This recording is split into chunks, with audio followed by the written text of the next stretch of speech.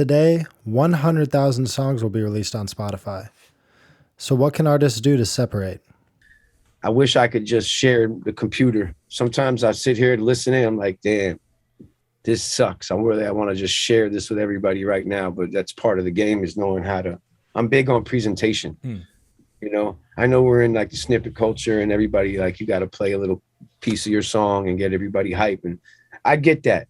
But I was always into like hiding out in a laboratory, like assembling a bomb or something. And then when it pops up, it's like you get to hear it in its entirety. Wow.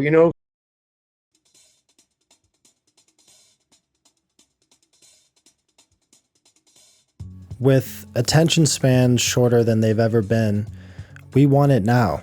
Once you started to see the Justin Biebers of the world seemingly go from nothing to everything overnight, it's easier for artists to believe that this is how it will happen for them.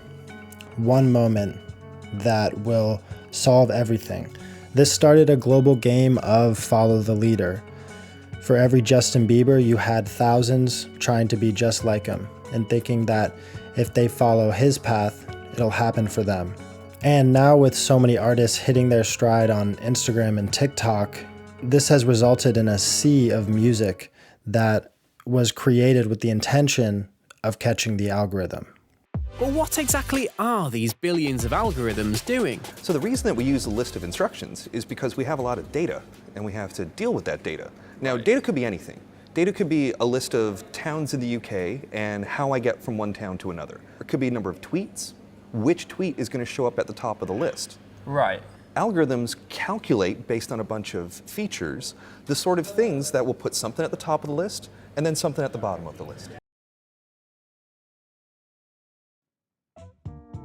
You hear a lot of chatter nowadays about the almighty algorithm, and for many, this has become their target audience. Instead of writing music for themselves and their fans, many artists target a piece of code written to inject 60 seconds of entertainment that fills the mindless gaps in someone's day.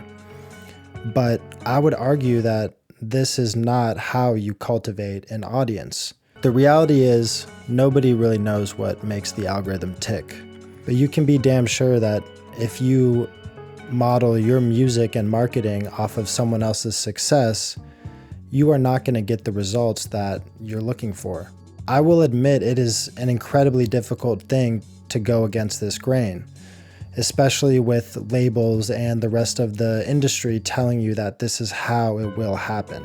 But once you realize labels are only pushing focus to these platforms because they make serious cash by keeping a rotating door of viral artists who give them a quick punch of revenue before they move on, it should be easy to realize you always have to fend for your own. And I don't think working with a label for your next album release is a bad thing. Labels have resources and a history of getting music heard, which when you're starting out is something that you simply don't have. But I think the key here is to distribute it in a way that fits you and not what worked for somebody else. There's usually three different attitudes that I see from musicians. One is the doom and gloom. Everything sucks. Everything, the fucking music industry sucks. I'm dead, I can't sell records anymore. I'm going to hell in a handbag, the whole music industry, because digital ruined my life, streaming and all these things. Another perspective that's of a higher quality is when you look at all the digital or any of the technology that's available to you and the attitude is, how can this serve me? The third perspective, which is probably just for few people to breathe this air, they look into the technology and they think, okay, what is it missing? What doesn't it have that I want? And these are the innovators. So really, you need to just decide what your perspective is, and that will be your reality.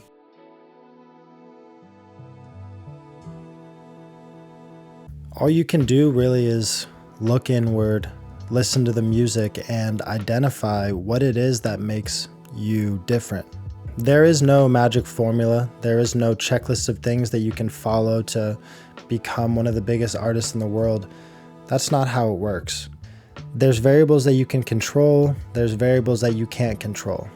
Things that you can control are the quality of the music, the time that you put into it. I think that's where a lot of people slip up. I think there's a broad lack of patience in creative fields, especially now when all you see is success. And when you don't have it right now, it's difficult to just sit there and work in silence and work on your craft. Once you've realized this, everything becomes incredibly clear and focused. I personally have spent the last few months working on music that will, in all likelihood, only lead to me losing money. And between music videos, merch, advertising, shows, and everything else that comes with this territory, I'm honestly in over my head. But I know that I'll figure it out, and I'll do it my own way. It's a scary thing, but I think it's really just the only thing to be done, is to trust your instinct and move forward in that direction. And for me, anything less than that is unacceptable. What advice would you give to a young artist watching right now? Oh, this is a free world. This is a free world now. It's different. And there are some restrictions, but there's no restriction in you being exposed to the world to be discovered as an artist. I would say believe in your direction and do it. Spend less time talking about it and more time trying to like perfect it and put it out there. And if there's fire, the kids will sniff it out. They always do, and they'll turn you all the way up if they feel like that's where you belong. That's all. So all you have to do is be true to your craft, and they see that. When they see you going inward and being proud of who you are and what you are, and there's some good intention, they're going to support you.